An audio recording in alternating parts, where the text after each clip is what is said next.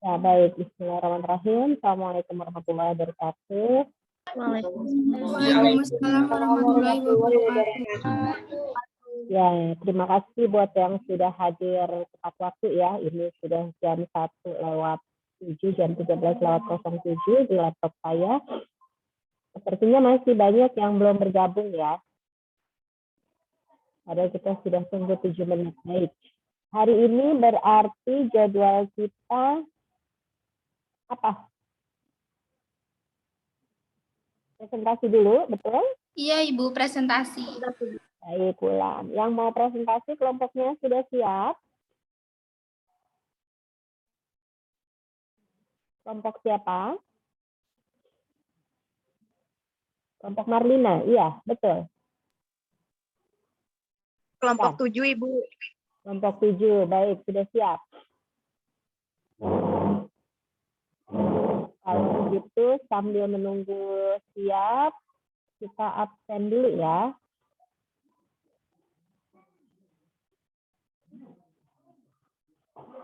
Habis ini ya. Baik, sebentar. Sekarang tanggal 2 bulan 11 2021. Aditya ada? Hadir, Bu. Baik. Afifah? Hadir, Bu. Sebentar. Bisa ada Aisyah? Hadir, Bu. Baik. Ali Hussein? Hadir, Bu. Ya, oke. Alicia? Hadir, Bu. Ya. Anissa? Siti Malika? Siap hadir, Bu. Ya. Ardianti? Ardianti ada? Maaf Ibu, Ardianti lagi di kampus, lagi pembuatan tugas video Ibu. Oh, Buat jadi Kadin. belum bergabung. Belum bergabung ya? Belum Ibu, nanti saya coba bilangin. Baik. Arika? Hadir, Bu. Oke, Badria? Badria ada? Oke, Bilqis? Hadir, Bu. Ya, baik. Delia? Delia ada? Nisa? Hadir Bu. Delia. Hadir, Ibu. Ya. Di Andarwati? Hadir, Bu. Oke. Di Septianingsih? Hadir, Ibu. Oke. Dinanti? Dinanti ada? Hadir Ibu, nanti Bu. Ya, baik. Nanti minta tolong diinfo saja kalau seandainya ada teman-temannya yang baru bergabung. Nanti langsung di chat room ya, menginfokan supaya kita tetap berjalan absensinya ya. Enda. Iya, Bu. Hadir, Bu. Oke. Galuh. Hadir, Ibu. Gina. Hadir, Ibu. Hana Sajida. Hadir, Bu. Oke. Nurul Fatia. Hadir, Ibu. Oke. Leni Marlina. Hadir, Ibu. Oke. Natasha. Hadir, Ibu. Ya, bentar. Hadir, Bu. Tasya. Oke. Nilam. Hadir, Bu. Nova. Hadir, Ibu. Nova Nurrahmadani. Hadir, Bu. Nur Aprilia. Hadir, Bu. Rani. Hadir, Bu. Oke. Revita. Hadir, Bu. Oke. Rizky. Hadir, Bu. Oke. Roro Ayu. Roro Ayu ada? Silvi. Hadir, Ibu. Ya, baik. Sofia. Hadir, Bu.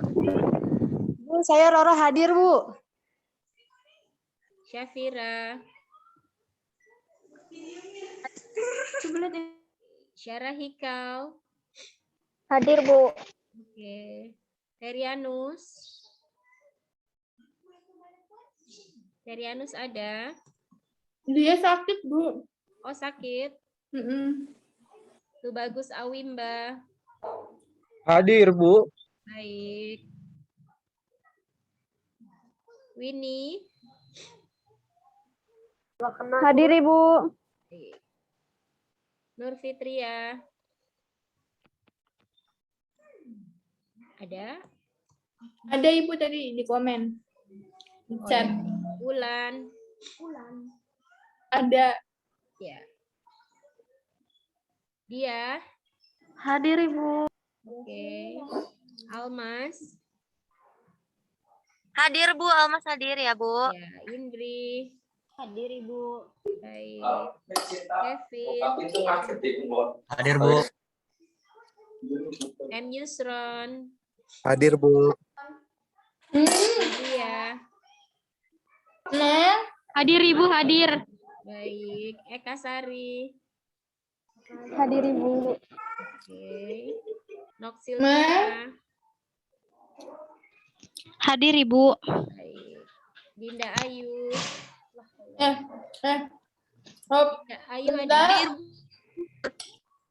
Hadir Bu. Baik. Jorian. Hadir Bu. Oke.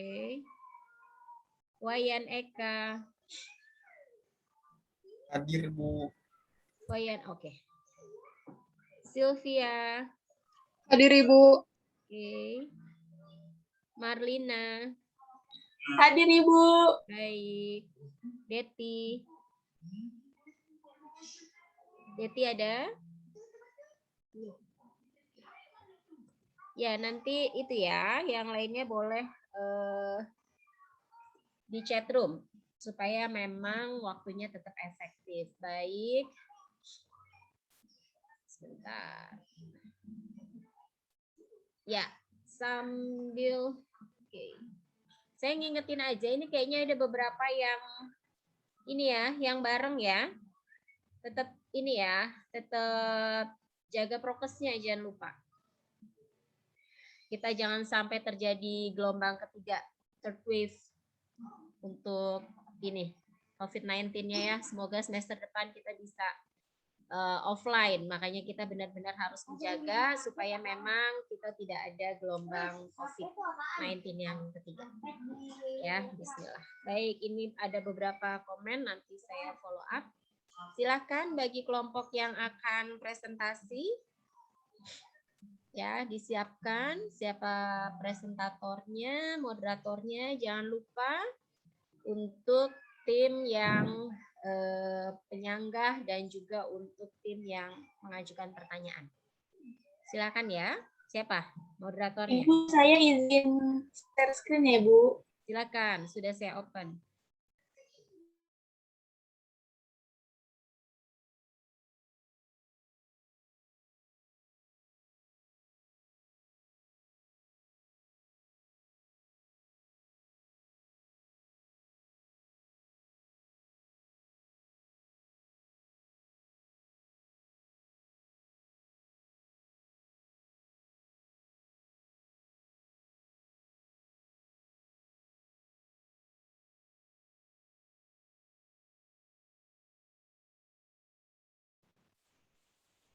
Assalamualaikum warahmatullahi wabarakatuh. Waalaikumsalam.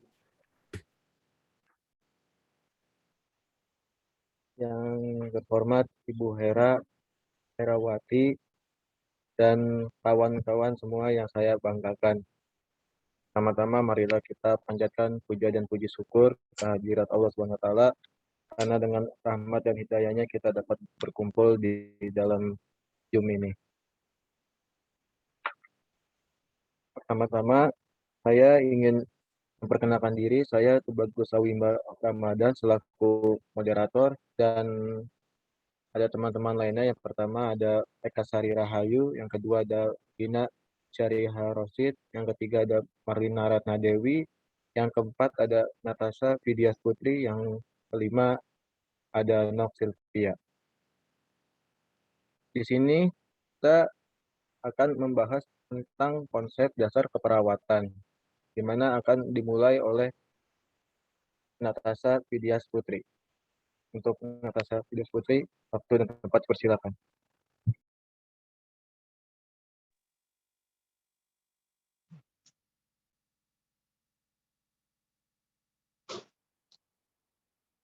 Untuk yang pertama, latar belakang. Ketika mempelajari sejarah perkembangan ilmu pengetahuan, tampaknya terlalu sulit dalam hal ini membutuhkan pemikiran dan ekstensi khusus. Alasan untuk ini adalah diskusi ilmiah, perjuangan, tanggung jawab moral, dan akademik yang maksimal dalam pameran sejarah. Perkembangan ilmu pengetahuan tidak terjadi secara tiba-tiba, melainkan suatu proses yang bertahap dan evolusioner. Perkembangan ilmu pengetahuan terjadi pada setiap periode, karena pemikiran masyarakat yang mengalami perubahan berbagai mitos menjadi lebih rasional.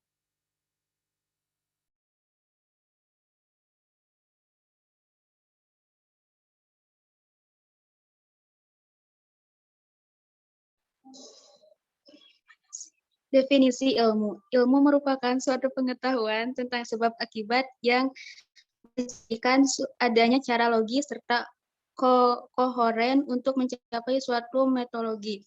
Memiliki koreksi dengan tanggung jawab ilmuwan, bersifat universal, bisa dikomunikasikan, kritis yang mana tidak terdapat teori ilmiah yang definitif, terbuka untuk peninjauan kritis serta berguna sebagai perwujudan korelasasi teori dan praktek hidayah 2010.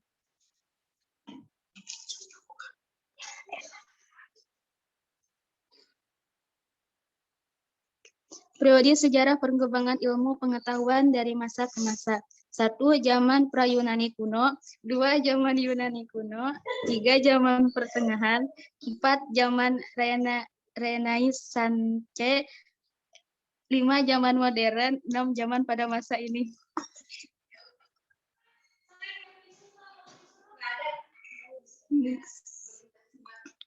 Karakteristik ilmu. 1. Masalah.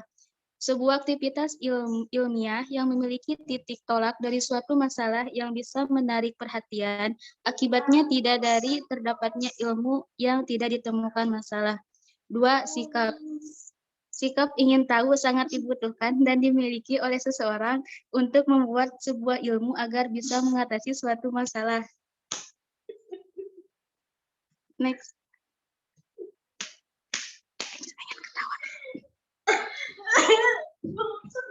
Karakteristik ilmu.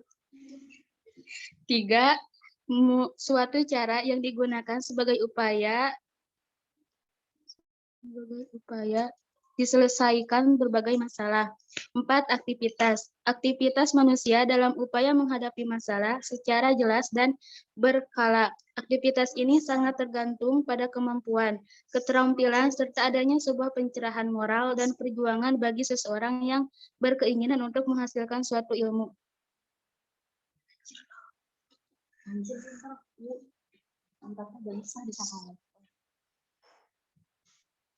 Next.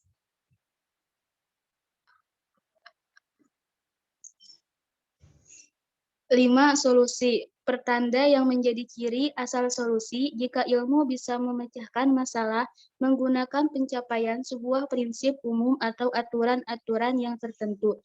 6. Pengaruh. Sejauh mana pengaruh ilmu terhadap masalah-masalah kehidupan dibuktikan oleh pengaruh yang merupakan suatu bagian dari sebuah kegiatan ilmiah.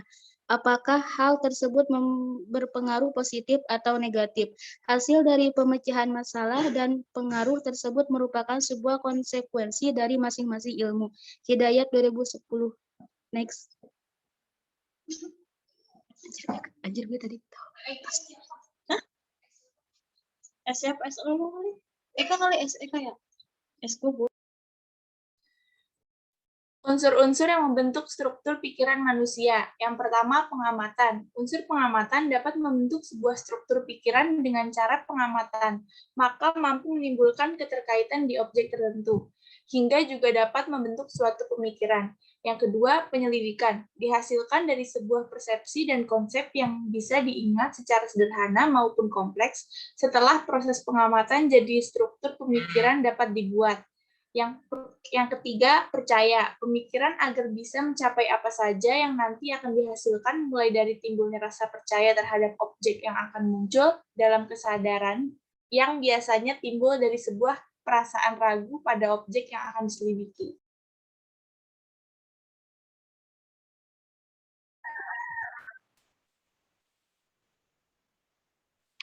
Yang keempat ada keinginan. Keinginan dapat menghasilkan struktur pemikiran berupa kemauan. Jika tidak terdapat kemauan untuk mengenal, mengetahui, bahkan sampai belajar sebuah objek, maka tidak terjadi juga pemikiran atau ide dalam pikiran. Yang kelima, adanya maksud. Maksud adalah suatu tujuan, ingin mengetahui sesuatu atau kemauan apabila individu tidak memiliki maksud atau tujuan terhadap sebuah objek tertentu.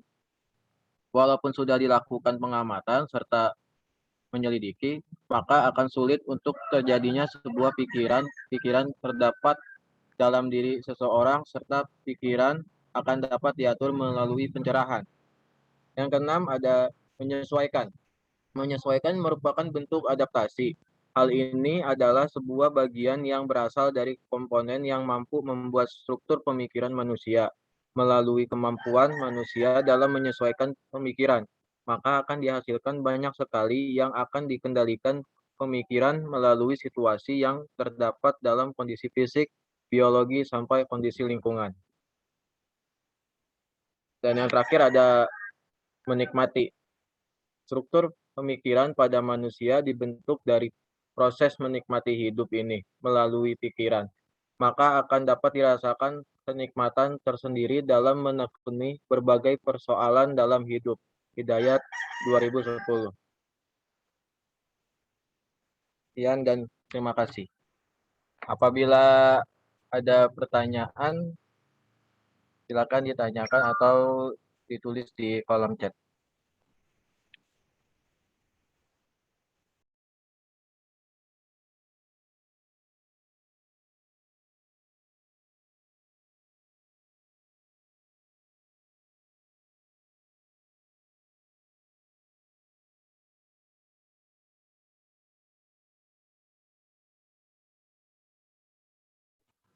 Silakan, siapa moderatornya? Boleh dibantu atur bagaimana proses tanya jawabnya. Kemudian teman-teman tolong dibantu ya, karena ada indikator untuk proses diskusi dalam penilaian presentasi kelompok ya. Jadi jangan lupa bantu temannya untuk mengajukan pertanyaan ya. Silahkan. Siap, Ibu. Siap. Untuk kelompok-kelompok lain atau mahasiswa yang lain, apakah ada yang ingin ditanyakan dari presentasi kelompok 7?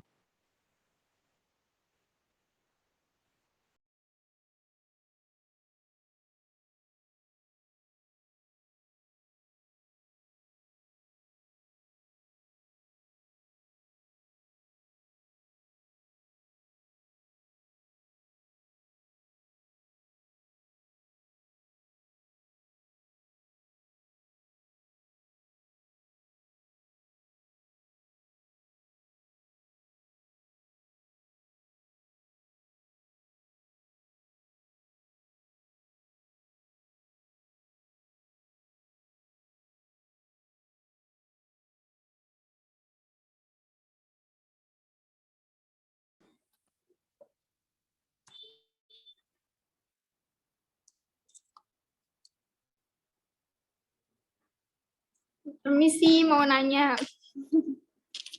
Ya, silakan Wulan. Saya Wulan dari kelompok 8 mau tanya. Sebentar.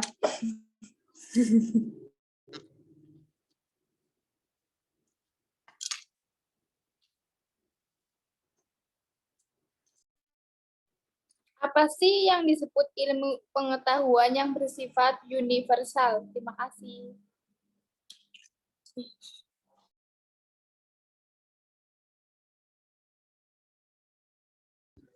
Assalamualaikum warahmatullahi wabarakatuh. Saya Nova Dwi Aditya dari kelompok 9. Saya ingin bertanya, ada berapa fungsi ilmu dan berikan penjelasannya coba.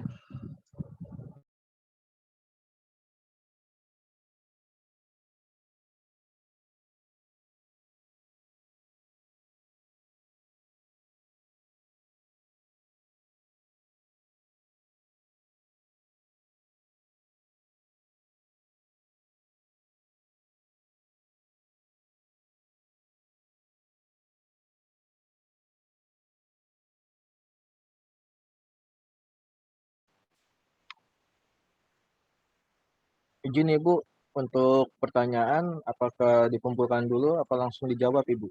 Boleh langsung dijawab. Karena kan hanya satu kelompok ya. Siap Ibu, terima Ya, kasih. baik. Ya, sama-sama. Sambil menunggu kelompoknya menjawab, kita foto bersama dulu yuk. Ya, nggak ngaruh kan ya? Yang mau jawab pertanyaan nggak ngaruh ya? Sambil lihat ke kamera, sambil mikir ya. Baik, slide pertama dulu. 3, 2, 1. Oke, slide kedua. Sebentar, slide kedua. 3, 2, 1. Ya, baik. Terima kasih. Kita tunggu jawaban dari teman-teman kelompok 7 ya. Silakan.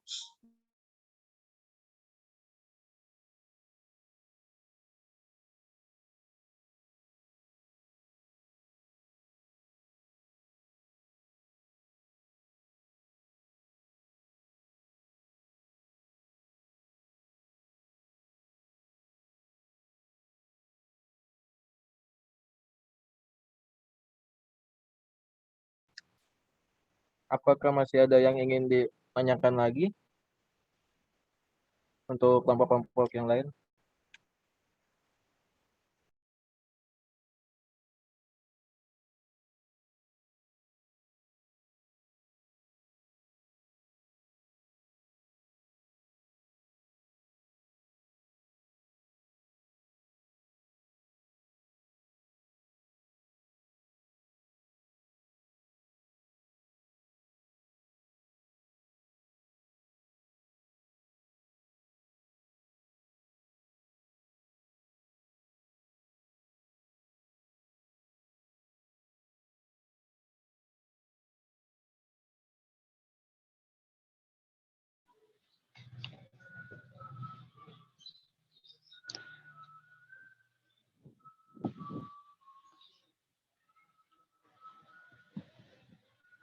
Assalamualaikum warahmatullahi wabarakatuh.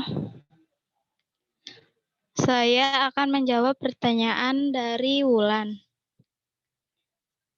Jelaskan apa yang dimaksud ilmu pengetahuan yang bersifat universal.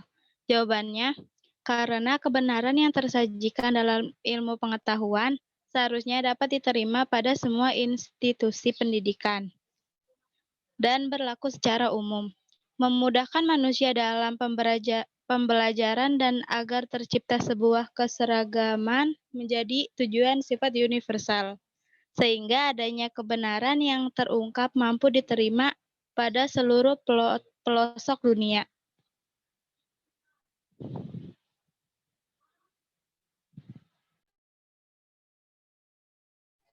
Wulan, apakah sudah jelas?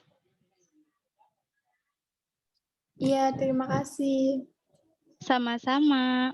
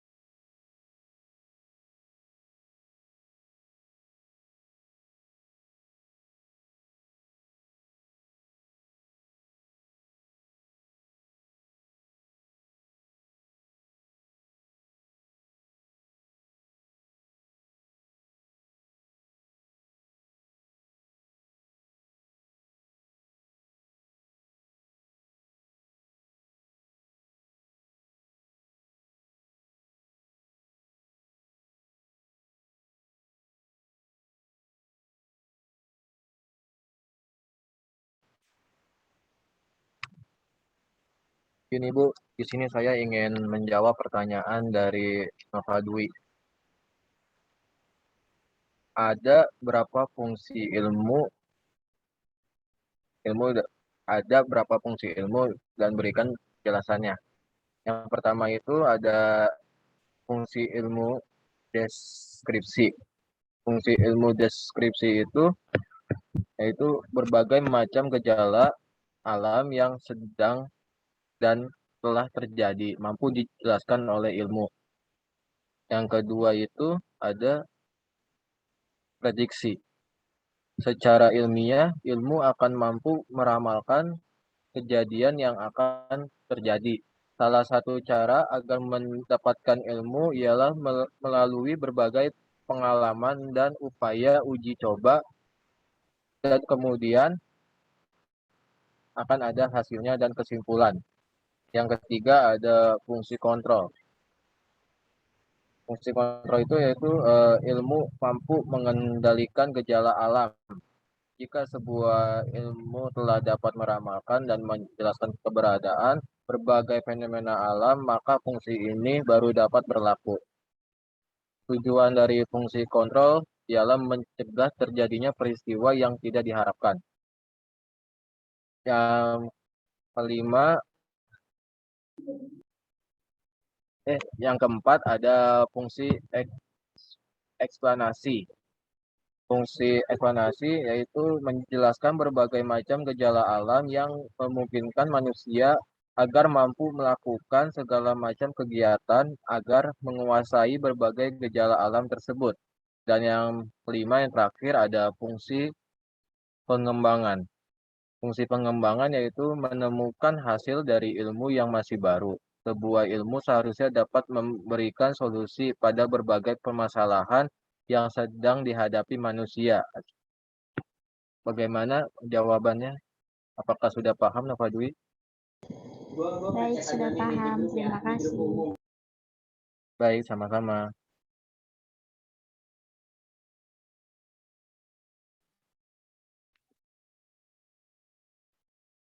Apakah masih ada yang ingin ditanyakan lagi? Kalau tidak ada yang ingin ditanyakan lagi, saya akhiri presentasi dari kelompok ini. Sebelumnya saya ingin menjelaskan tentang kesimpulan dari presentasi kelompok 7. Kesimpulan dari presentasinya yaitu definisi ilmu merupakan suatu pengetahuan tentang sebab akibat yang bercirikan adanya secara logis serta kohoren untuk mencapai suatu metodologi memiliki koreksi dengan tanggung jawab ilmuwan, bersifat universal, bisa dikomunikasikan kritis, yang mana tidak terdapat teori ilmiah yang definitif, terbuka untuk peninjauan kritis, serta berguna sebagai perwujudan korelasi teori dan praktek. Sekian kesimpulan dari kelompok 7. Kurang lebihnya mohon maaf. Wassalamualaikum warahmatullahi wabarakatuh. Waalaikumsalam warahmatullahi wabarakatuh. Ya, bagus, Awimba. Ya, penyampaiannya bagus. Moderatornya, presentatornya juga bagus. Kita kasih aplaus dulu buat semuanya ya. Keren, ya, bagus semuanya. Ya, baik. Sebenarnya apa yang disampaikan oleh kelompok itu sudah mewakili apa yang akan saya sampaikan. Bedanya hanya cara penyampaian saya aja yang pada akhirnya membuat kalian mungkin lebih paham gitu, tapi isinya sebenarnya nggak berbeda jauh ya dari apa yang disampaikan oleh teman-teman oleh kelompok 7 tadi. Sudah sangat baik. Baik, sudah kelihatan slide-nya? Sudah, Bu. Sudah muncul ya? Sudah, Ibu. Baik, Sudah, Ibu. saya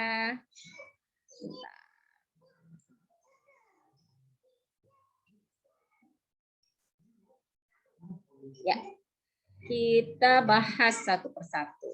Nanti kebetulan yang berbeda dari slide saya itu, saya banyak teorinya. Jadi mungkin nanti juga akan saya skip ya, banyak yang saya skip. Gitu. Ini yang akan kita bahas ya, jadi akan lebih baik kalau teman-teman mau gampang itu ketika mau membuat presentasi, lihat dulu RPS-nya.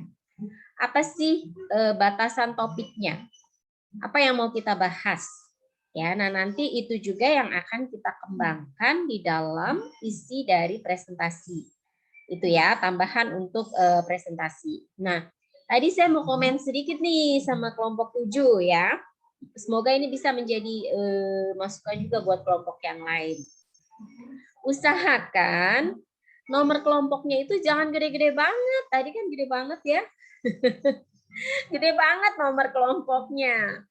Akhirnya menutup judul ya, menutup judul. Padahal harusnya yang ditonjolkan pertama itu adalah judulnya. Setelah judul baru nama kelompoknya, boleh ditambahkan mata kuliahnya apa, jadi jelas pada saat nanti teman-teman presentasi. Baik, ini dia. Nah, saya ambil satu quotes dulu ya. Ini dari hadis riwayat Ibnu Majah dan Abu Daud. Untuk yang muslim tidak menutup kemungkinan juga untuk yang non-muslim.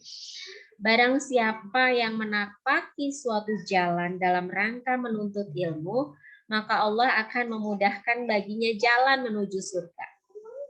Kayaknya tujuan akhir hidup kita tuh cuma satu ya, mati, masuk surga. Nggak ada kan yang mau mati masuk neraka. Saya juga nggak mau deh gitu ya. Oke. Ternyata ketika kita menuntut ilmu itu justru akan membuka jalan kita menuju surga. Jadi tidak ada yang salah ketika teman-teman sudah masuk ke keperawatan. Artinya kita bersama-sama untuk mencari ilmu, menuntut ilmu. Bukan hanya teman-teman ke kampus gitu ya, atau belajar secara online atau membaca buku. Saya pun sebagai fasilitator kalian, sebagai dosen kalian pun belajar dalam banyak hal ya dalam setiap prosesnya. Oke, ini definisi-definisi ilmu. Ilmu itu berasal dari beberapa bahasa ya. Kalau bahasa Inggris itu science, sedangkan kalau bahasa Arab itu artinya ilm atau ilmu ya. Ya. Baik, nah ketika kita melihat bahwa kata ilmu, sains atau ilmu pengetahuan itu berasal dari bahasa Inggris maupun bahasa Arab, yang dia memiliki pengertian, tapi tidak main YouTube ya, adalah usaha-usaha yang sadar untuk menyelidiki, menemukan, dan meningkatkan pemahaman manusia dari berbagai segi kenyataan dalam alam manusia. Ada nggak di sini bahasanya harus ke kampus? Nggak ada ya? Ada nggak bahasanya di sini harus mendengarkan dosen? Nggak ada. Ya, karena apa? Karena memang tadi sebenarnya kelompok udah menjelaskan dalam alam sekitar lingkungan itu ternyata banyak sekali ilmu pengetahuan yang bisa kita dapatkan. Ketika kita bicara ilmu, beda dengan pengetahuan. Ilmu adalah pengetahuan, tapi pengetahuan itu dia berdasarkan kenyataan dan sudah disusun secara baik. Sedangkan kalau ilmu itu bukan cuma sekedar knowledge, tapi dia lebih kepada pengetahuan yang berdasarkan teori-teori yang disepakati. Ya, kemudian ada uji cobanya. Kemudian akhirnya dimunculkan dan akhirnya dia sebagai dasar terhadap bidang keilmuan tertentu. Makanya kenapa kita belajar di keperawatan, nanti di belakang saya akan jelaskan apa sih korelasinya gitu ya dengan keperawatan. Nah, di sini banyak banget ya, saya sengaja tuliskan PPT ini dengan kata-kata yang luar biasa banyak supaya teman-teman bisa membaca sebelum memang dimunculkan dalam bentuk modul, karena kebetulan KDK memang belum ada modulnya. Nah, ketika kita bicara mengenai definisi ilmu pengetahuan, kita lihat bahwa ilmu itu adalah kumpulan pengetahuan. Ya, jadi kumpulan dari pengetahuan yang sistematis yang merupakan produk dari aktivitas penelitian dengan metode ilmiah. Artinya kalau ilmu itu dia sudah ada pengujiannya, sudah ada pembuktiannya yang akhirnya memang dijadikan landasan atau dijadikan dasar. Kemudian pengetahuan merupakan akuisisi terendah yang diperoleh dari rangkaian pengalaman. Ya, jadi dari rangkaian pengalaman melalui kegiatan penelitian. Lihat, melalui kegiatan penelitian. Kenapa pada akhirnya teman-teman begitu nanti menyelesaikan semester 8 pasti melalui sebuah penelitian karena itu menjadi dasar untuk beberapa keilmuan-keilmuan lainnya. Tapi memang pada dasarnya ilmu dan pengetahuan itu berbeda, ya. Lihatnya dari mana? Dari sistematikanya dan juga dari cara memperolehnya. Oke, ini dia definisi ilmu pengetahuan. Ilmu berbeda dengan ilmu pengetahuan. Pengetahuan juga berbeda dengan ilmu pengetahuan karena pengetahuan itu lebih luas maknanya dibandingkan ilmu. Kalau kita bicara mengenai filosofi, falsafah, ya filsafat, ini teori filsafat. Sebentar, Mas.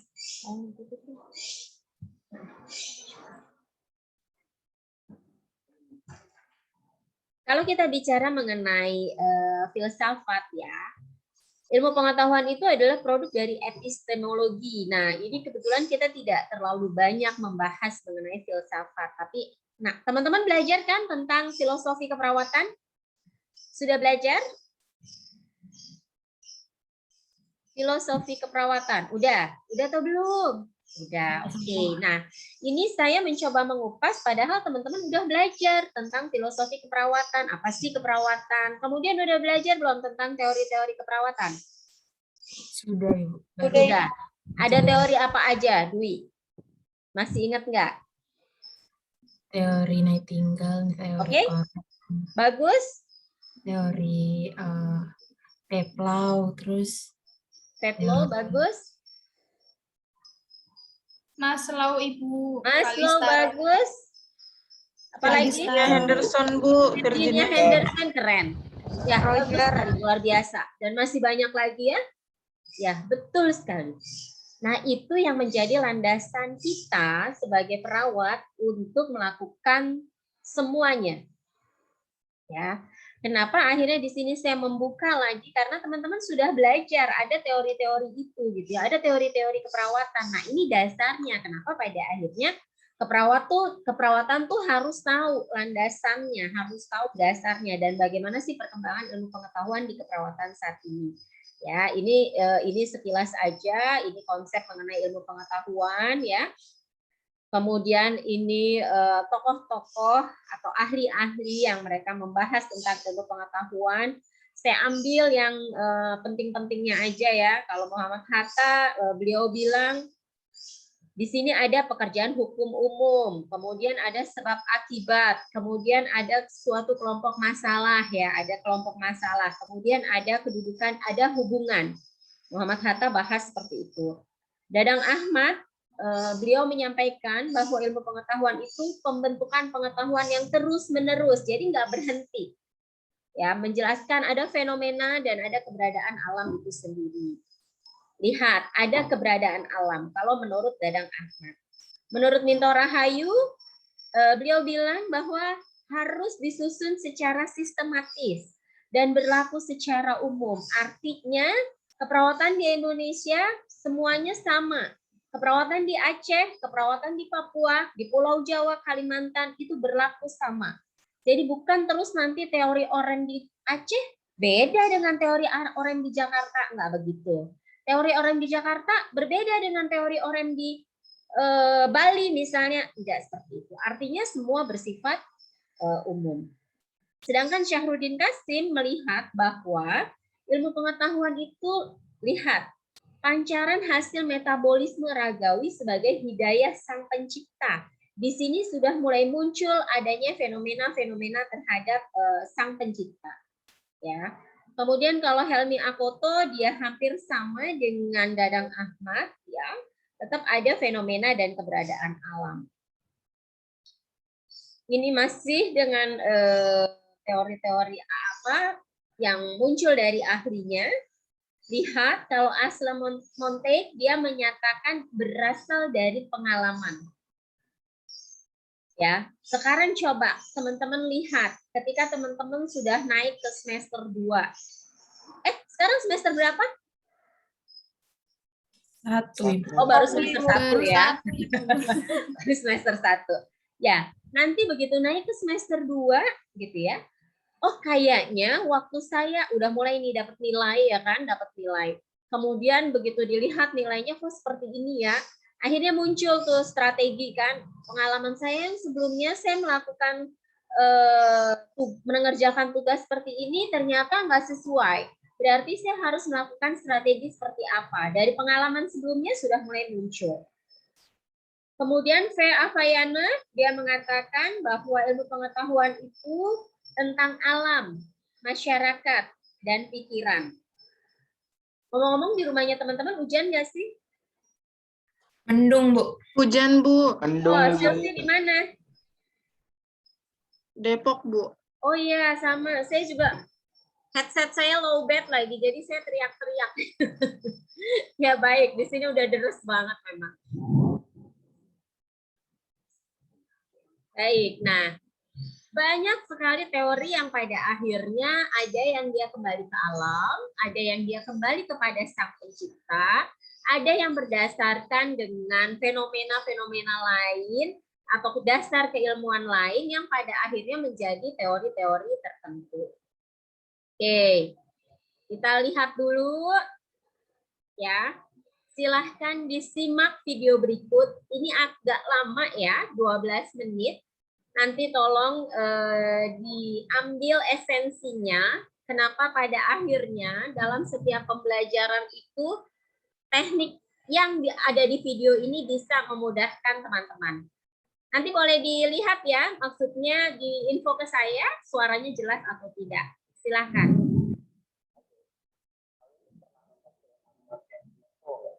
Kalau belum, nggak apa-apa. Gue ceritain dikit ya soal konsep kehidupan tersebut. Jadi, di film toh, ceritanya sebelum manusia itu lahir ya, dunia ya, jiwa mereka tuh bisa tinggal di sebuah tempat. Lalu di sana mereka dikasih sifat dan potensi dan mereka bawa ke dunia nanti setelah mereka lahir sebagai manusia. Ya, terlepas dari beberapa aturan di alam di luar dunia yang dijabarkan di film tersebut. Mungkin sedikit banyak hal kayak itu sering terlintas aja nggak sih? Dan kita butuh namun butuh apa? Harusnya itu tuh gue jadi apa sih? Nah, masih gitu lah. Mungkin beberapa dari kita gitu belum. Karena dari kecil kita udah tahu nih, kita mau jadi apa, dan menyebabkan apa, dan sebagainya. Tapi kan nggak semua manusia gitu. Sebagian besar dari kita bisa bingung, karena itu nggak bisa. Karena hanya tinggal di satu kata aja gitu. Nah, kalau itu maksudnya mana? Yang nggak tahu mau ngapain sama hidup, yang nggak tahu apa yang bisa lakuin, atau yang bingung, baiknya apa yang kejar. Kalau termasuk dalam dua kategori terakhir, nah 1% punya jawabannya. Pasti dia sampai jadi di akhir video, itu bakal tahu sampai sana itu.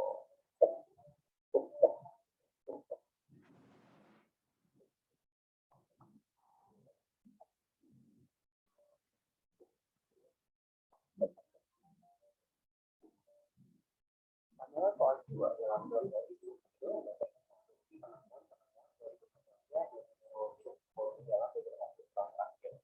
mana manusia lah manusia dan beberapa ketentuan dan kemampuan tertentu. Makanya pada kita soal jiwa juga sebenarnya itu. Tapi dulu lebih dari 2000 tahun yang lalu manusia itu belum bisa ketahuan sama sekali soal itu. Jadi ya semua diskusi soal apa itu jiwa dan raga, itu apa? Ayam. Buat yang belum familiar perbedaan antara keduanya, apa sih itu kata-kata ayam? Itu lagi. Sebelum manusia punya metode ilmiah buat menganalisa sesuatu, semua itu bentuknya dari diri atau orang pintar dan miskin. Wah kayaknya apa akalnya kayak gini terus ngobrol dengan orang lain terus orang sepakat oh iya bener nih kayak gini. Nah jadinya itu sebuah filsafat apa filosofi. Hal ini mencakup hal-hal soal etis gitu atau soal kayak gini lah soal konten-konten yang lagi ditonton sampai termasuk itu filsafat yang nggak relevan. Misalnya adalah aturan atau analitik yang sekarang udah diganti terus pandangan soal jiwa manusia itu banyak tanda tanya. Pandangan yang cukup umum yang diterima oleh para filsuf adalah a priori atau bahasa gampangnya untuk tahu di laksana. Dalam pandangan a priori ketika jiwa diberi keinginan buat masa pengetahuan dan kemampuan yang akan digunakan di dunia ini. Ya, belajar itu cuma proses buat mengeluarkan pengetahuan dan kemampuan itu dari dalam potensi dalam jiwa. Misalnya gini nih, lu ditakdirkan sebagai petani gitu. Dan jiwa lu sebetulnya udah punya kemampuan bertani selama lu. Nah, ketika lu terus apa yang melakukan, lu merealisasikan pengetahuan yang ada di jiwa lu itu ke dunia. Ya sebenarnya masuk akal aja sih di zaman itu, karena emang banyak hal yang kita ketahui soal manusia kan. Nah, lalu muncullah Socrates, mungkin lu pernah dengar kan? Socrates adalah seorang filsuf jenis dari Yunani yang naruh banyak banget perubahan fundamental soal gimana cara kita memandang dunia. Saking besarnya pengaruh Socrates, kita bahkan sekarang mengkategorikan semua filsuf yang lahir sebelum Socrates itu sebagai pre-Socrates alias sebelum Socrates. Padahal sebetulnya mereka tuh bukan yang salah satu itu juga. Ada juga filsuf hebat sebelum Socrates, misalnya Pythagoras. Ini kan, nah ilmu segitiga ini, segitiga itu, dan dia juga ngajarin soal kesempurnaan dunia. Gitu. Tapi tetap aja dia sebelum Socrates. Ya, dan orang-orang lain itu adalah filsuf-filsuf pre-Socrates. Oke, lanjut ya. Nah, Socrates ini yang udah menemukan banyak hal ini punya murid namanya Plato. Nah, pernah dengar juga kan? Plato itu juga sama pakai gurunya. Banyak banget pembahas gitu. Nah, Plato punya murid lagi. Kemudian ini juga namanya Aristoteles. Pernah dengar juga kan? Nah, Aristoteles juga sama kayak guru yang pakai guru. Dia bikin banyak perubahan berbagai ilmu, mulai dari etik, dari alam dan lain sebagainya. Nah, dikarenakan banyaknya hal baru yang terjadi dalam generasi dia dan gurunya dan kakek gurunya, gue rasa masuk akal deh. Kalau mungkin itu soal Aristoteles sedikit gini, ya kali semua hal baru ini udah ada di sananya, terus cuma realisasi doang di dunia. Ya mungkin lah semuanya udah ada di depan kita di sana nih.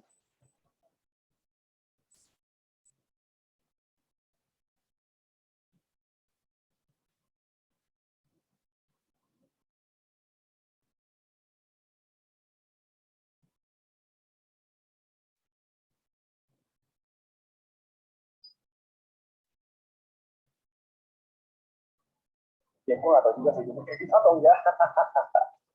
Tapi gini, Aristoteles tuh emang kemudian tuh ngasih pandangan yang sangat-sangat berbeda. Dia berpendapat bahwa ketika kita terlahir di dunia, itu tuh seolah-olah dengan lembaran kosong di dalam jiwa kita, atau bahasa kerennya tabula rasa. Dalam salah satu karya kerennya yang berjudul Anima alias tentang jiwa, Aristoteles pernah bilang gini, aneh nggak sih kalau kita bilang pikiran kita ini udah terisi dari sananya soal semua hal yang kita pikirin. Padahal ya, sebelum kita beneran pikirin sesuatu, kan kita nggak tahu juga gitu hal itu ada atau enggak. Coba dibayangin, kita ambil tablet tulis yang kosong terus kita tulis berbagai-bagai. Nah, pikiran itu harusnya kayak gini. Bagaimana, mohon maaf kalau ada kesalahan di tangan, gue berusaha bikin ini semudah mungkin ya. Kalau kayak kata-kata dia langsung berikut asli. Nah, pemikiran soal pikiran Ibu, mohon maaf suara videonya agak mendem, Ibu. Salah satunya ada. Kenapa? Suara videonya agak mendem, agak kecil. Oh, agak kecil. Baik, ya Ya. sudah. Kalau begitu kita lanjut saja ya. Jadi intinya dari video ini nanti mungkin saya bisa share khusus ya ke link WhatsApp kita. Linknya nanti teman-teman bisa lihat sendiri gitu ya. Sebentar. Intinya ketika kita belajar atau ketika kita sebentar.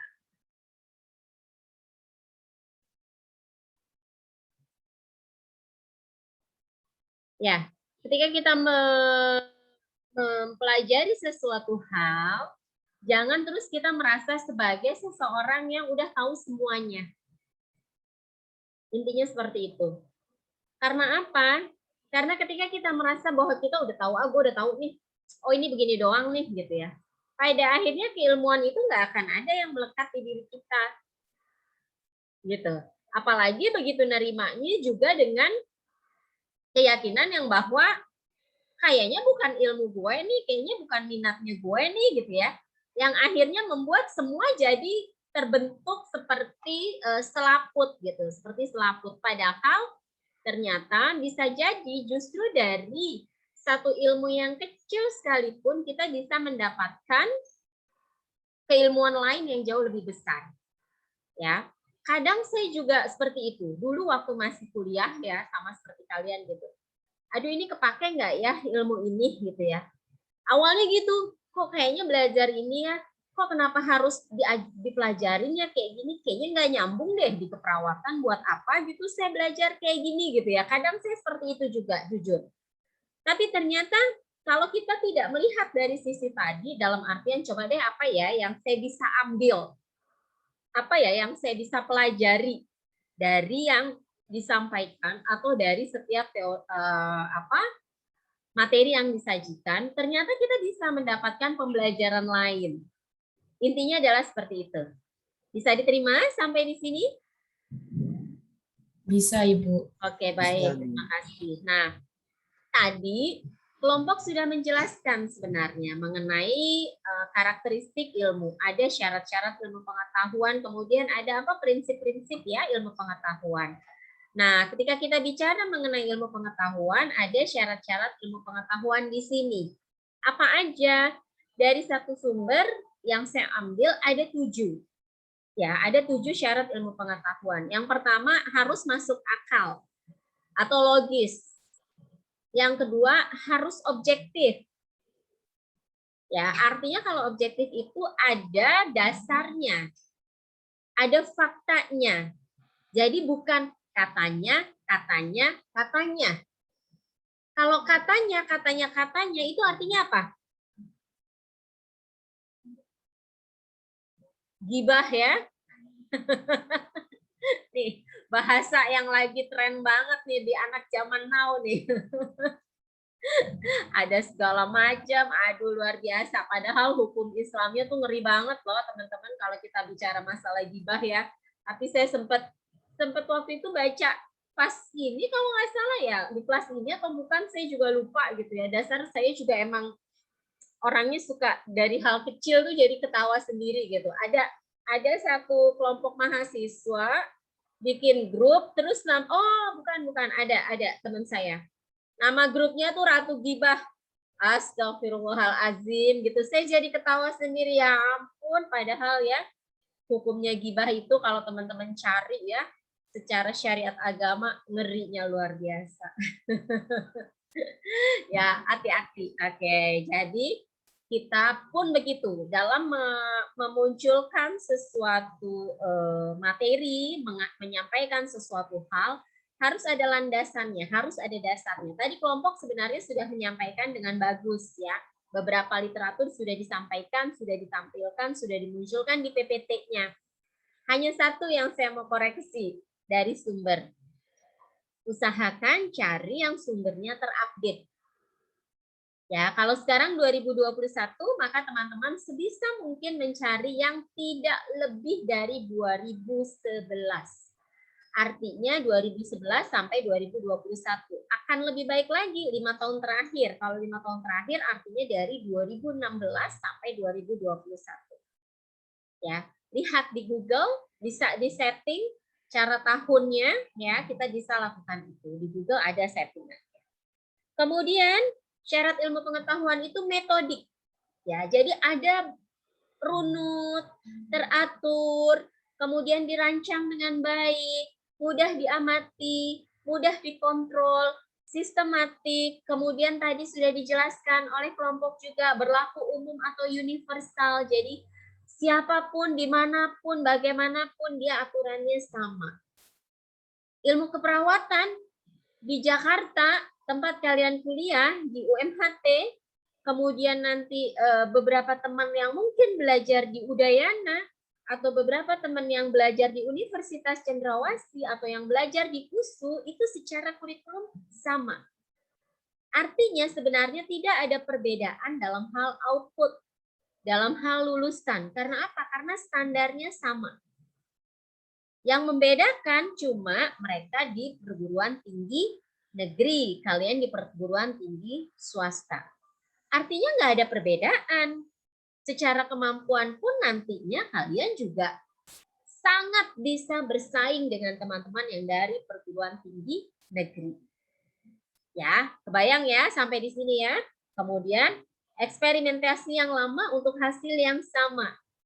Kurikulum AIPNI, kurikulum nurse itu berubah. Saya sempat mengajar yang kurikulum lama. Kurikulum sebelumnya itu dari 2009 sampai 2000 kalian kan angkatan 2021 ya.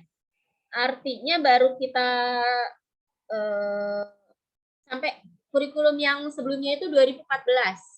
Ya, 2014 itu ada, dan kakaknya yang sempat pakai kurikulum 2014 itu adalah kakaknya yang angkatan 2017 kalau tidak salah. Nah, sepertinya kalian itu menjadi angkatan terakhir untuk yang kurikulum 2014. Seingat saya seperti itu. Setahun atau 2 tahun ke depan kita sudah menggunakan kurikulum yang lebih baru lagi, kalau tidak salah seperti itu. Pastinya secara isi ada perbedaan, tapi tidak terlalu signifikan, sifatnya lebih kepada penyempurnaan. Kemudian lihat, ilmu pengetahuan itu kumulatif, berkembang, dan tentatif. Artinya dia akan terus-menerus berubah, akan terus-menerus bertambah, akan terus-menerus berkembang. Ya, jadi dari yang tadinya salah, akhirnya diperbaharui, dijadikan sebuah perbaikan menjadi sesuatu yang benar. Jadi teman-teman, ketika teman-teman berada di sekarang nih, ya di S1 keperawatannya UMHT, gitu ya, mungkin teman-teman udah ngerasa wah keren, gitu ya. Kampus gue ini bagus, peralatannya canggih, kemudian teknologinya terkini. Terus teman-teman masuk ke pelayanan praktek, gitu ya. Begitu di praktek, teman-teman lihat, oh beda ya sama yang saya diajarin sama dosen di kampus. Ini harus bagaimana? Nah, disitulah teman-teman ditantang, dituntut untuk tetap bisa mengaplikasikan konsep yang sudah diajarkan di kampus dengan yang teman-teman lihat di tatanan klinik. Biasanya tidak akan ada perbedaan secara signifikan. Satu contoh. Teman-teman pernah lihat termometer air raksa? Oke, semua mengangguk ya. Kemudian pernah lihat termometer termometer digital? Pernah. Sekarang yang terbaru apa? Semenjak COVID tuh, namanya apa? Termogan, Bu. Yes, betul Marlina. Bagus, Natasha. Termogan. Secara tujuan sama nggak? Sama, Bu. Sama. Secara penggunaan berbeda nggak? Beda, Bu. Beda. Apa bedanya? Kalau termogan di dahi, kalau termometer digital di aksila. Oke. Termometer digital di aksila, termometer air raksa bisa di aksila, bisa di anus, bisa di oral. Betul sekali. Tapi tujuannya sama ya.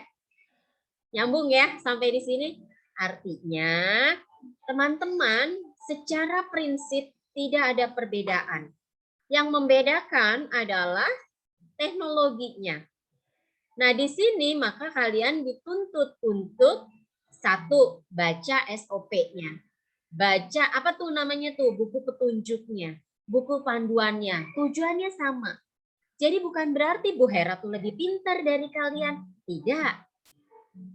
Ya, bukan berarti terus kalian tidak lebih pintar dari Bu Hera. Enggak juga. Nyambung sampai di sini, tinggal bagaimana kalian meramu apa yang kalian lihat di depan mata, apa yang kalian dapatkan dari setiap dosen, apa yang kalian dapatkan dari setiap RPS. Jadi jangan dibikin pusing. Ya, nanti bertambah nih. Bertambah tingkatnya, tambah lagi keperawatan anak, keperawatan dewasa, keperawatan maternitas. Kepala rasanya mau pecah. Ya, di keperawatan seperti itu. Tapi nggak usah susah, tarik dasarnya. Ya, nah saya bahas satu persatu. Kita bahas dulu slide yang ini sebelum nanti kita membahas di belakang ada. Waktu saya masih tinggal berapa? 30 menit lagi. Oke. Empiris. Bersifat pengamatan dan percobaan, itu ciri-cirinya. Sistematis, tersusun utuh, kemudian bisa menjelaskan objek yang dikaji, harus jelas. Objektif, fair, ya, tidak berdasarkan kesukaan kita. Saya maunya pakai termometer termogan aja biar gampang, bisa. Ya, kemudian analitis, ada bagian-bagian rinci ya yang pada akhirnya memerankan masing-masing, dan ada verifikatif, ada kaji kebenarannya.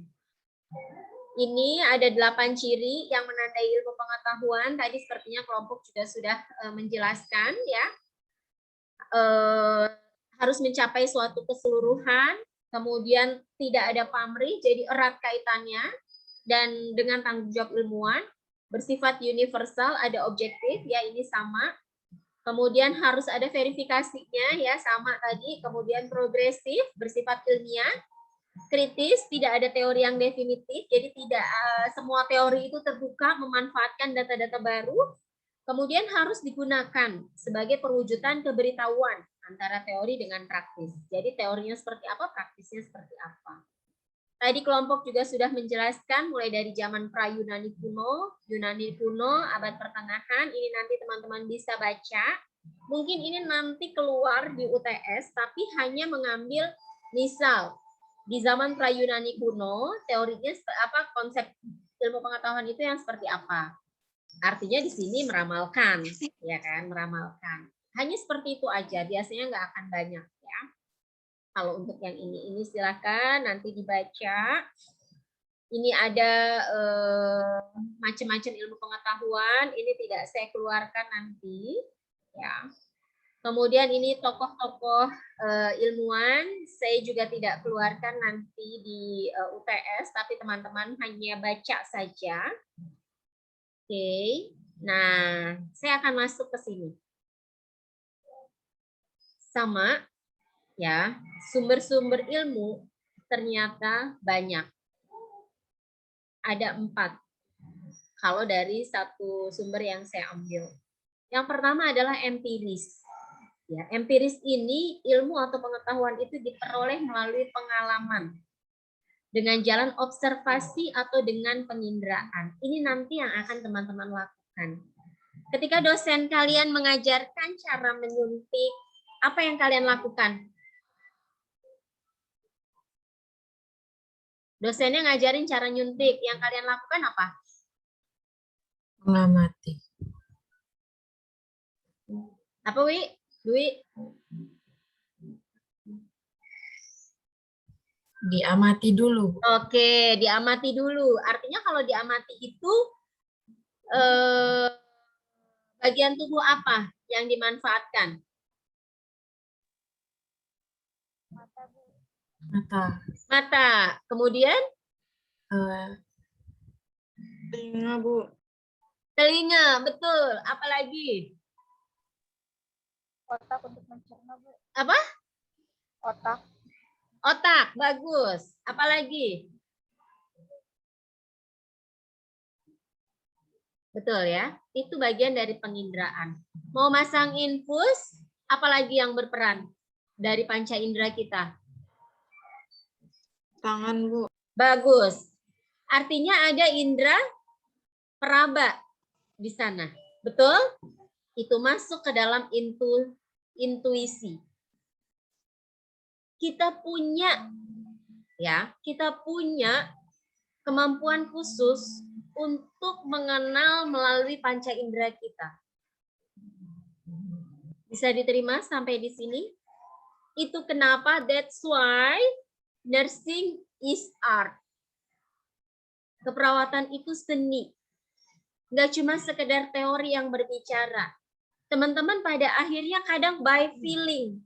Kayaknya gue bakal salah nih. Mendingan berhenti. Jangan maju. Ketika teman-teman ragu, mendingan kasih orang lain kesempatannya. Gue lihat dulu deh, lu bener nggak? Gue mau lihat lu dulu deh, ngerjain, jangan gue dulu. Gue nanti ya habis lu. Oke, itu teman harus begitu. Maju, ya udah gue duluan ya. Nggak boleh marah, no baper di keperawatan ya. Langsung maju, temennya membackup. Yang satu di belakangnya. Tapi jangan di belakang terus.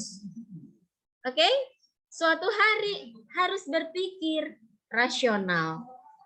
Kita harus memikirkan bagaimana ilmu pengetahuan itu adalah rasional, rasio, atau akal dan budaya. Jadi betul-betul harus seperti itu. Dan yang terakhir adalah wahyu Allah. Kita bisa lihat dari Al-Quran, bisa lihat dari Taurat, Zabur, Injil, bahwa manusia itu saling tolong-menolong. Dan kitalah yang menjadi perantara itu. Bisa diterima sampai di sini? Oke, nah ternyata kenapa sih kok keperawatan disebut sebagai ilmu? Iya, karena keperawatan itu menggunakan pendekatan dan metode penyelesaian masalah secara alamiah dan ilmiah. Sebentar.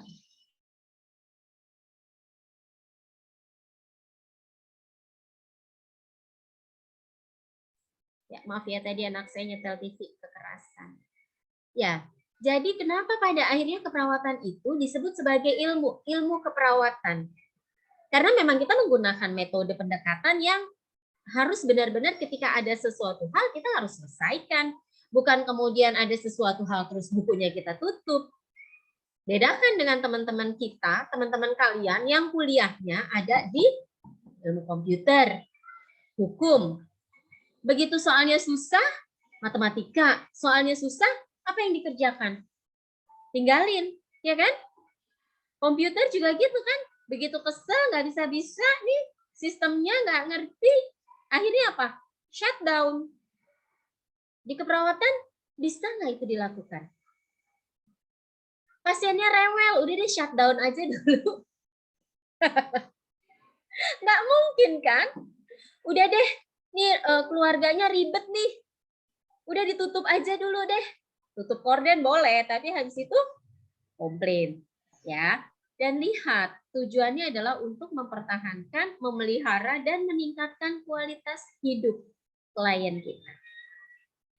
Ya, itu gambarannya. Kenapa pada akhirnya keperawatan itu menjadi suatu ilmu. Dan kita lihat ternyata adanya teori keperawatan itu memberikan alasan, memberikan dasar terhadap kenyataan-kenyataan di pelayanan keperawatan, baik itu dalam bentuk tindakan maupun model praktek keperawatan. Teman-teman sekarang udah mulai keperawatan dasar sakit, udah belajar tentang prosedur-prosedur. Kemudian udah belajar juga tentang anatomi fisiologi, ya kan, ilmu faal. Yang mau nggak mau, jangan dibikin kotak-kotak, tapi disambungkan, ditarik benang merahnya. Itu jauh lebih mudah ketika teman-teman mengaplikasikan ilmu keperawatan. Aplikasikan dalam keseharian kita. Ketika teman-teman mendapatkan satu teori misalnya ya, atau satu masalah di depan mata, pusing, ya ada kakaknya ngeluh pusing, jangan langsung kasih obat pikirin kalau pusing itu apa ya, kira-kira dari anatomi apa ya yang bermasalah. Kemudian nanti kalau di keperawatan dasar apa ya yang disambungin. Oh ya udah kakak istirahat aja dulu, mungkin kelelahan. Aku kasih air putih ya, aku tutup ya jendelanya biar anginnya tidak terlalu banyak masuk. Mungkin kakak hanya kurang istirahat. Ya, edukasinya nggak harus ujuk-ujuk, nggak harus langsung ke arah pengobatan. Kemudian teori keperawatan ini membantu kita memahami berbagai pengetahuan dalam memberikan asuhan keperawatan dan juga dalam menyelesaikan berbagai masalah keperawatan. Kemudian membantu proses penyelesaian masalah, memberikan arah yang jelas bagi tujuan tindakan keperawatan. Tindakan keperawatan itu bukan hanya yang prosedur-prosedur kalian lakukan ya, tapi juga banyak sekali. Itu adanya di keperawatan dasar.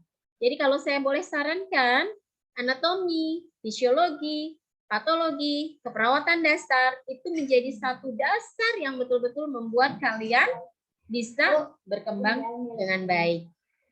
Dan yang berikutnya, teori keperawatan ini memberikan dasar asumsi dan filosofi. Jadinya kita akan lihat bahwa pengetahuan dan pemahaman tentang tindakan keperawatan itu akan terus bertambah dan berkembang.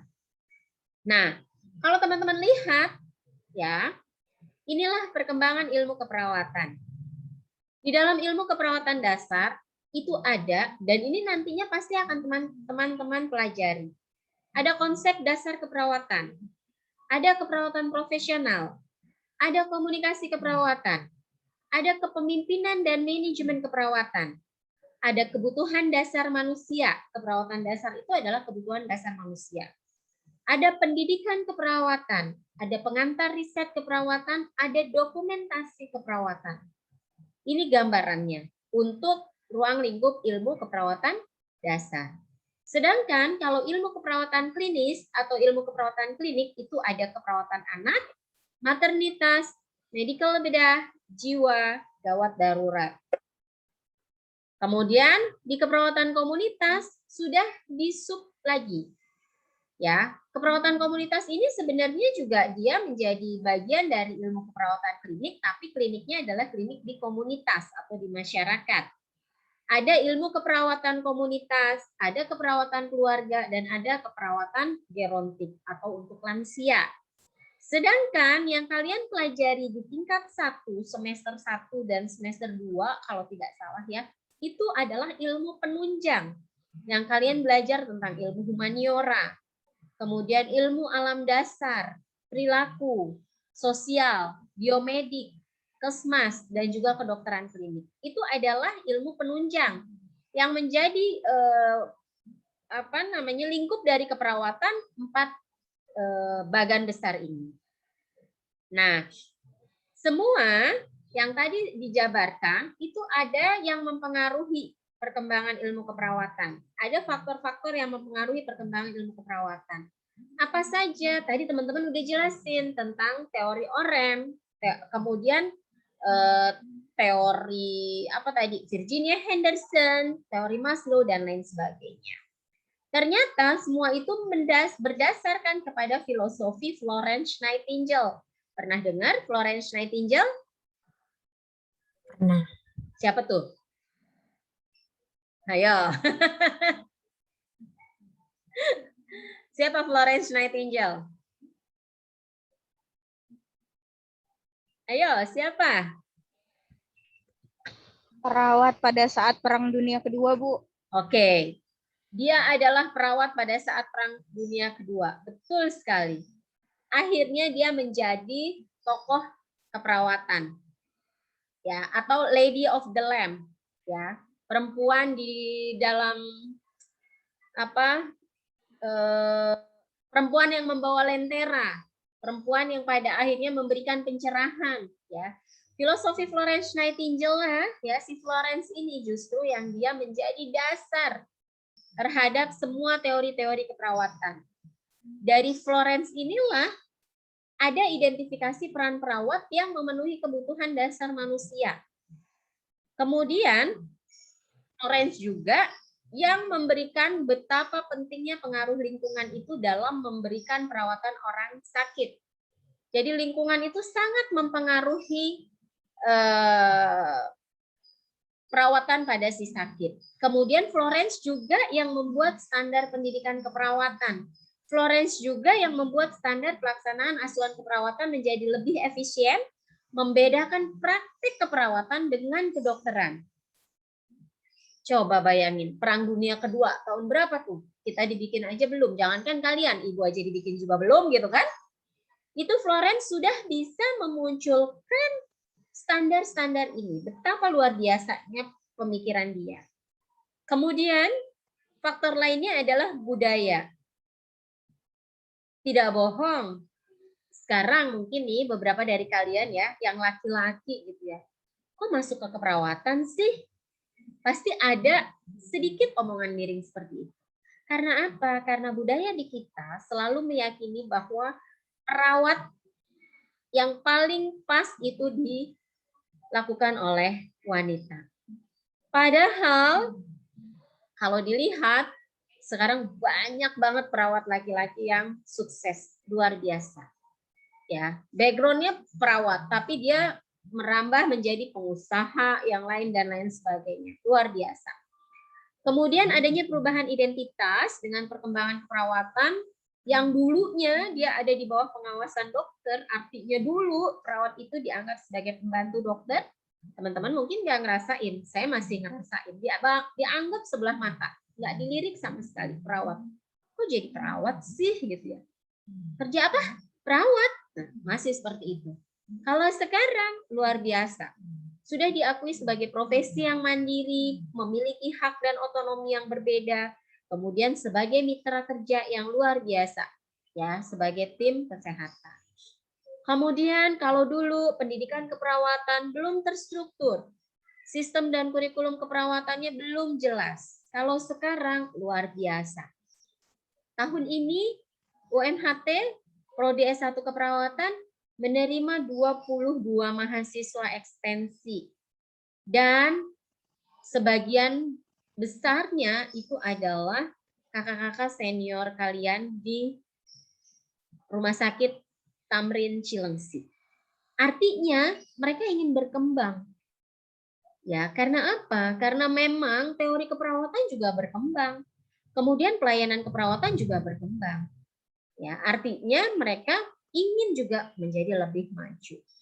Yang berikutnya, faktor yang berikutnya yang mempengaruhi perkembangan ilmu keperawatan adalah adanya pengelompokan ilmu keperawatan dasar menjadi ilmu keperawatan klinik dan ilmu keperawatan komunitas yang merupakan cabang ilmu keperawatan.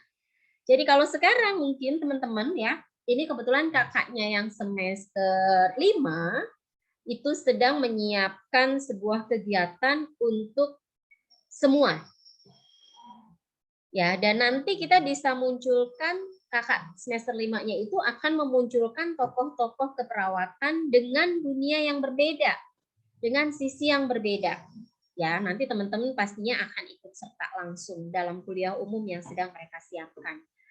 Nanti bisa sama-sama dengarkan sisi lain dari keperawatan. Tapi di pengembangan ilmu keperawatan bukan hal itu yang saya soroti. Lebih kepada dulu sampai nurse, ya betul, sampai S1 keperawatan. Kemudian menjadi nurse. Setelah itu muncul S2 keperawatan. Kemudian muncul lagi spesialis seperti Bu Fatimah, Pak Seven, ya itu mereka masuk ke dalam, beliau-beliau itu masuk ke dalam spesialisasinya masing-masing dalam keperawatan. Kemudian muncul S3 program doktoral dan sekarang sudah banyak profesor-profesor di keperawatan di Indonesia. Artinya secara perkembangan keilmuan itu terus bertambah, terus berkembang. Di dalam manajemen misalnya, kebetulan saya S2-nya manajemen, tidak ada spesialisasinya karena di manajemen memang tidak ada spesialisasi seperti Pak Seven maupun Bu Fatimah. Tetapi sekarang di manajemen itu sudah mulai berkembang lagi. Berkembangnya bagaimana Bu maksudnya? Kekhususan. Ada yang sudah mulai mencari peminatan kepada keselamatan pasien. Ada yang sudah mencari peminatan kepada EHR, Electronic Health Record, ya. Kemudian ada juga kayak misalnya Bu Fatimah itu spesialisasinya komunitas, ya spesialisnya. Tapi beliau mengambil gerontik kalau tidak salah ya, kekhususannya gerontik. Pak Seven itu spesialisnya adalah keperawatan medical bedah, tapi beliau expert di jantung. Ya, dan paru, itu gambarannya. Kemudian sekarang berkembang lagi, keperawatan itu sudah mengerucut ke paliatif, ya, ke arah kanker yang memang untuk penyakit-penyakit terminal, ya, end stage untuk yang stadium akhir. Nah, itu perkembangan yang saat ini sudah terjadi. Kebayang efek pandemi membuat banyak sekali kampus yang pada akhirnya bingung untuk memikirkan proses transfer knowledge seperti saat ini. Apa yang terjadi akhirnya? Ternyata memang luar biasa sekali gitu ya. Dengan pandemi memberikan efek penggunaan pemanfaatan teknologi kelas online seperti ini tetap bisa tersampaikan. Yang dulu Indonesia hanya merasa bahwa keperawatan tuh harus datang, harus absen, harus duduk, mahasiswa semua harus hadir gitu. Nah, sekarang enggak. Sekarang pada akhirnya banyak yang ya udah selagi bisa online aja. Itu gambarannya. Ya, karena kalau kayak teori-teori seperti ini mungkin kan tidak diperlukan untuk datang langsung, untuk hadir langsung. Proses diskusi pun sekarang kalau misalnya kita menggunakan platform Zoom, kita bisa masukkan ke dalam breakout room, ya kan? Pada akhirnya masuk ke dalam kelompok-kelompok kecil. Itu gambarannya. Selesai. Tepat waktu ya. Silahkan kalau ada yang ingin didiskusikan, ada yang ingin ditanyakan.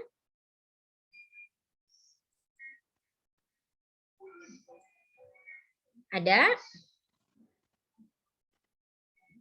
Sudah jelas? Baik. Kali ini Ibu menyampaikannya memang masih teori banget. Ya, walaupun memang pada akhirnya banyak esensi yang kita tarik dari keilmuan-keilmuan yang akan kalian hadapi. Ya, semoga kebayang ya. Berarti ini yang mesti saya sempat lihat RPS sebentar. Saya lihat RPS itu enggak saya buka lagi. Ya, nanti mungkin bisa dibantu sama teman-teman karena kalau saya lihat di RPS sepertinya tanggal 9 itu ada kelas. Ya, tapi kan kita sama-sama tahu ya bahwa harusnya mulai pekan ini itu sudah ada pekan UTS. Jadi kalau untuk kalian mungkin belum. UTS baru minggu depan, betul ya? Bu. Ya, berarti hanya materi sampai hari ini yang dimasukkan ke dalam UTS. Jadi nggak usah ngejar bahwa memang harus sampai minggu depan itu diselesaikan. Enggak. Nanti kita lihat lagi RPS-nya. Kita akan benahi di yang mana-mananya yang memang kita bisa disatukan. Ya, gambarannya seperti itu ya. Jadi untuk pekan depan UTS kita hanya sampai kepada materi hari ini. Sudah jelas? Jelas, Bu. Baik, terima kasih. Ya, kemudian untuk kisi-kisinya, untuk UTS, untuk pekan depan, coba nanti teman-teman baca dari materi-materi yang sudah diberikan. Kemudian saran saya betul sebenarnya seperti yang tadi disampaikan oleh Stephen di WhatsApp group, sebaiknya PPT itu dimasukkan dan dibagikan kepada semua kelompok ya untuk bahan bacaan juga ya sebagai tambahan wacana. Ya, tambahan wacana. Jadi saling mengisi gitu. Kemudian nanti pasti saya tidak akan keluar dari RPS. Ya, batasannya adalah RPS dan juga dari materi. Jadi mungkin bisa jadi akan kasusnya tidak terlalu banyak kalau untuk konsep dasar keperawatan ya karena memang masih teori banget. Seperti itu gambarannya. Ya. Baik, sudah cukup untuk hari ini? Ya, baik. Kalau tidak ada yang mau ditanyakan, terima kasih.